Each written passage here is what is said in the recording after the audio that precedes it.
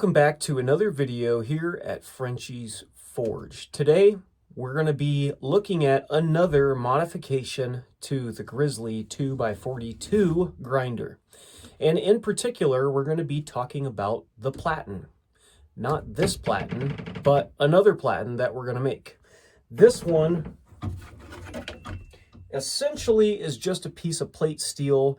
I drilled some holes and tapped these, and that way we could just throw some screws. My door is super squeaky. There, now the door's shut. What do you want from me? It's a lawnmower shed.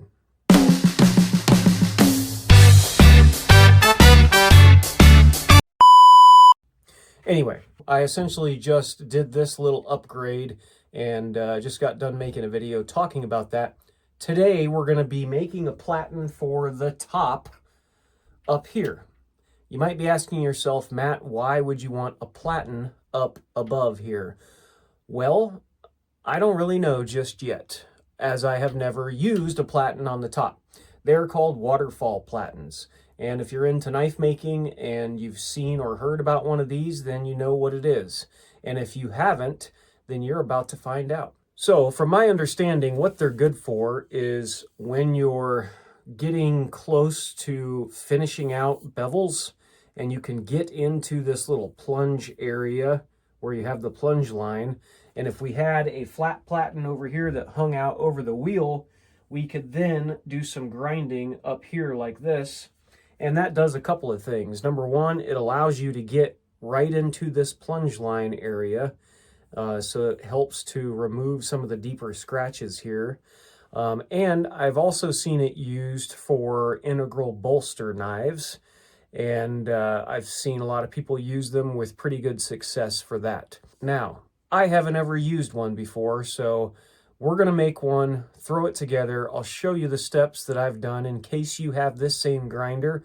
I've got a pretty good idea of how to accomplish this. And then we're going to test it out and see if it's something that you should make. See if it's worthy of making. And we'll see what other things we can do with it. Let's get into it. Now, to get this build started, you're really only going to need a handful of items. One being scrap metal. Here you can see I'm cutting out some 1/4 inch thick plate steel. And then really just a handful of tools like a drill, a welder, and a few other things. All right, so now that we have the metal cut out and the material is ready to go, here's kind of what I'm thinking. If you look at the Grizzly grinder here, it's got the tooling arm slots. And this is pretty much just made up of a piece of plate steel, some spacers, and then another piece of plate steel on the other side.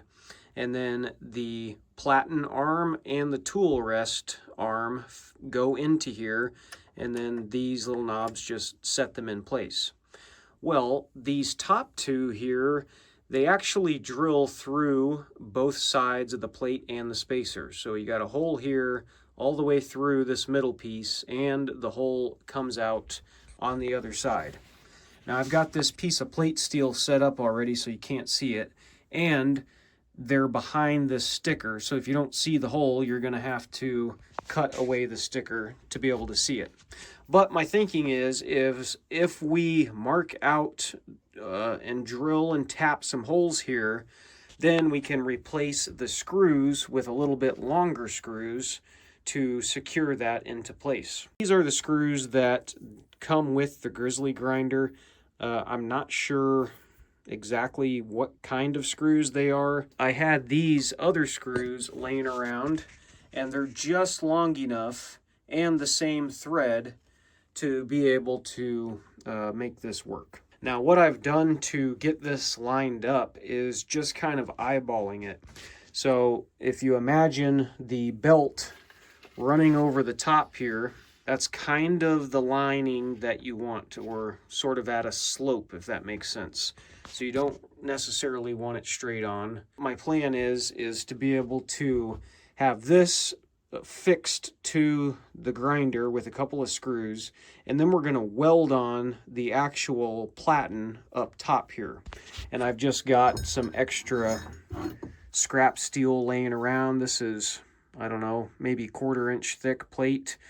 It's about the same that I used for this and also this bigger piece. My thinking here is if we can weld this onto that plate, and then we're going to want to have this stick out past this front wheel so that it doesn't come in contact with the front wheel, while also still leaving a slight gap in between the wheel and the plate. That way we can get it on and off pretty easily. Then we should be good. So that's kind of the idea. Let's go ahead and get these marked out.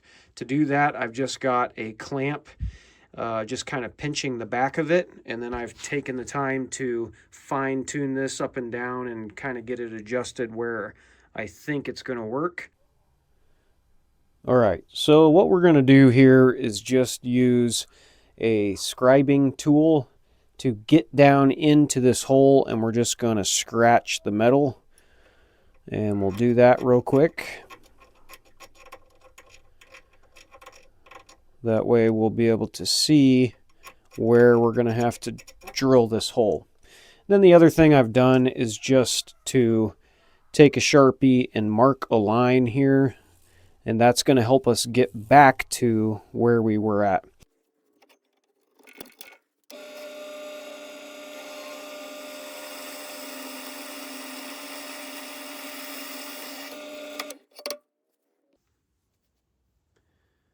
Alright, so come to find out, the screws that come with the Grizzly grinder, I believe, are metric.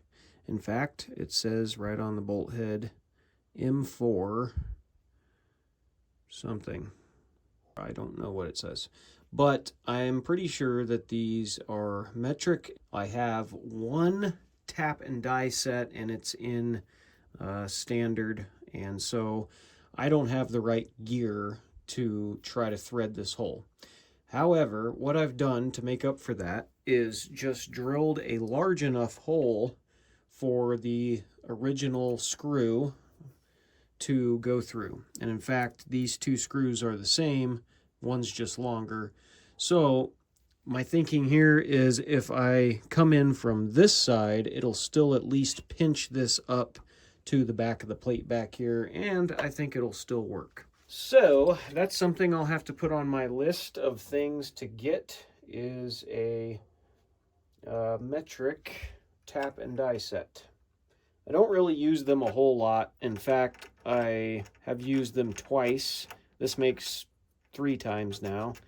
But when you need them, you need them. So I guess it's something I'll have to get. So now that I've got this attached to one of the holes, I have brought it back to where our line was, and I'm scribing the next hole. And that way we can just go ahead and repeat the process for this one. I even thought about if I had longer bolts here, then I could potentially run this all the way through, have it sticking out past, and then put a nut on this side. I just also don't have any nuts that fit these bolts. So you just kind of have to get creative when you're modifying things. You know, it's really just about problem solving. And there's multiple ways to skin this cat. I'm just sharing with you my experience and what I'm running into. So if this is something that you want to do, hopefully you'll at least have a little bit of knowledge before you get started.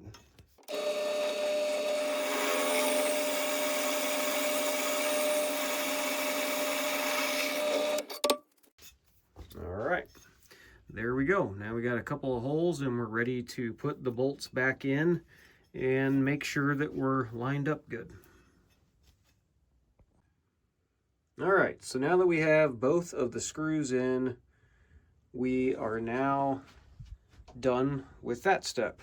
And surprisingly, it is pretty stinking secure, even though it is not necessarily secured to this side.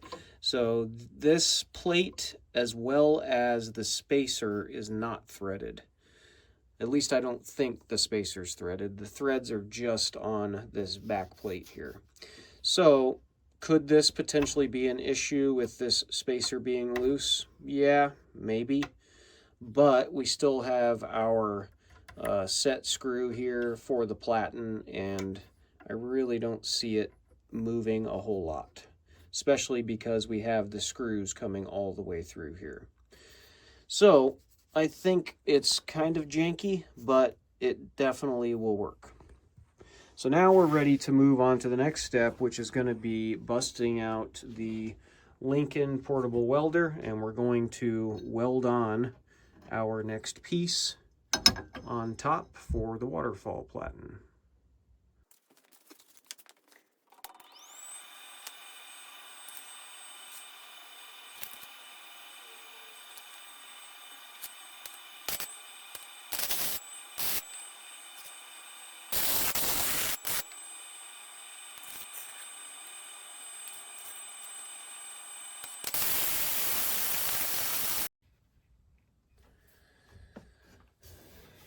All right, so now that we have this thing welded up and it's on to the grinder, it's looking pretty good. And the only thing left to do is to throw a belt on it and see if it will work. Now, I'm not really sure if you can use all types of belts with this. I think what I'm going to do is try to use this belt that I have here. This is a very lightweight belt. I believe they call them J-Flex belts.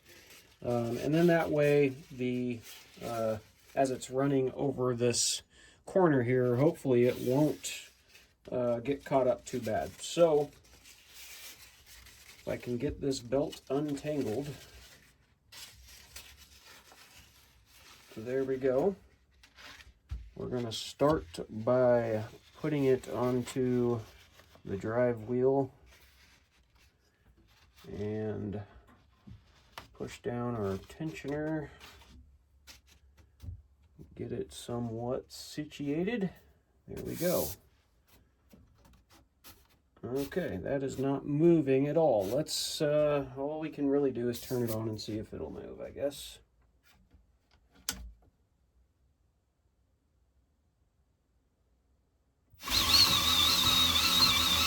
Hey, there we go. Not too shabby. So the whole point of making one of these and doing this is for when you're grinding your bevels on your knife and you've got all these scratches going this way. Now obviously this one isn't quite ready for this step in the process, but when it is and you're ready to finalize the bevels, utilizing a waterfall platen like this now allows the belt to run long ways or parallel with the blade. I don't know about you guys, but for me, I spend a ton of time hand sanding, and anything that I can do to help with that to cut down the time is going to be worth it. Let's go ahead and turn this on. We'll run a little bit in this direction and see if we can get some of these scratches out.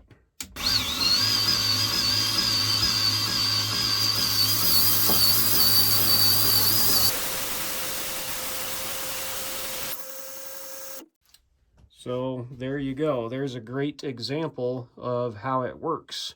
You can see I was pushing on the closer to the edge of the blade here, but it really does kind of smooth things out for you. I'm going to try to get it up closer to here and see if we can get some of that out.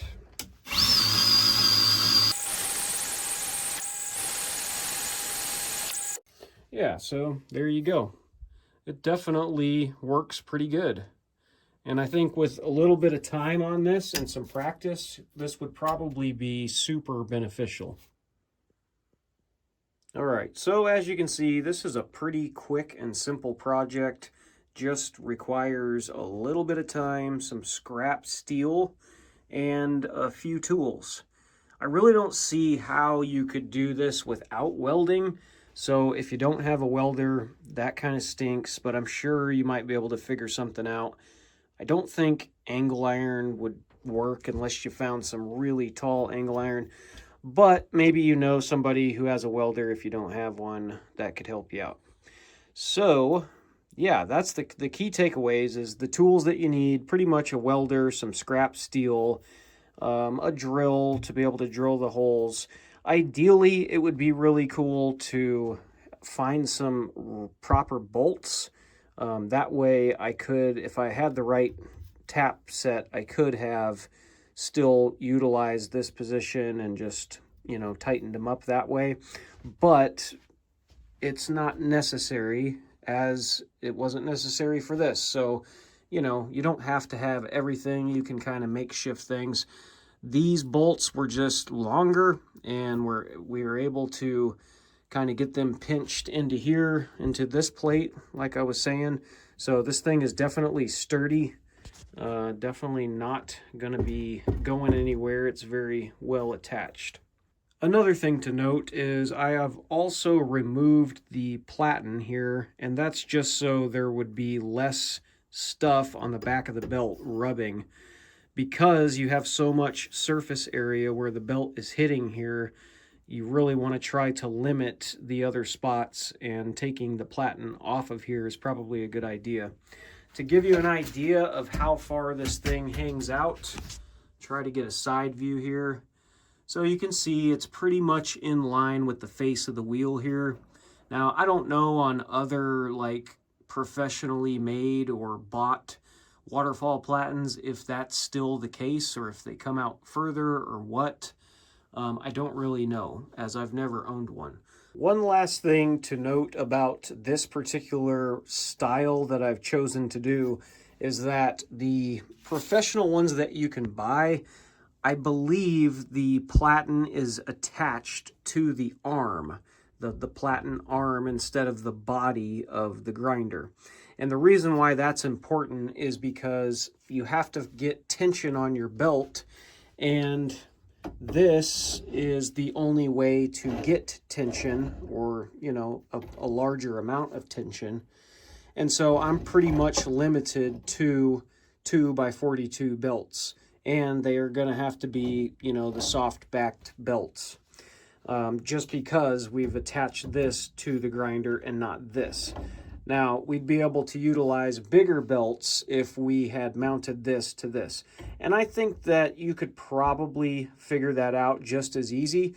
Instead of putting them into here, maybe you just do a small hole here and a small strip of steel that then comes out over top. And it may be something that I try here in the future. But for me and what I do, I think that this is going to work plenty fine for now.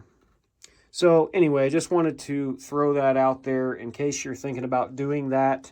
You definitely will be limited on the type of belts that you use if you build it this particular way. So yeah, there's kind of a shot of it there. We've got quite a bit of clearance here so that we're not rubbing on the wheel. And like I said, it's about at the face of this wheel. And that's really all there is to this, is not a whole lot. So there you go. Just like that, we have another attachment for the Grizzly grinder, a waterfall platen. How cool is that? I don't think I'll be using it all the time, but when I need it, I'll definitely be throwing it back on here. I could really see this coming in handy for finalizing bevels. The last couple of knives that I've done, I've spent forever hand sanding, and it's not as enjoyable as it should be, because it's kind of therapeutic, but really it just takes way too much time. I spent maybe 45 seconds running this over a 220 grit belt. And the previous belt was 80 grit. So if that tells you anything, and you can see just how much smoother it is on the parts where I was hitting it. It's really going to help with the hand sanding in the end by allowing the belt to run parallel with the blade. Anyway, let me know what you think of the build. Like I said, it's not the most professional thing, but that's what I do here in the shop, is I come up with other little tricks and tips and modifications to be able to help out some of the processes that I'm doing. And I like to share them with you guys. I think this is well worth doing. Whether you own the Grizzly grinder or you have another grinder, you should look into this because it really is pretty cool. Let me know what you think in the comments below. Appreciate you guys tuning in. I'll be putting out some more videos here soon of some knife builds. In particular, this is a Damascus billet that I'm working on from my buddy over at TBW Blades. He sent me this, so we'll be turning this into a knife, and I'll be posting that here soon. Really appreciate you guys coming and hanging out, and we'll catch you soon.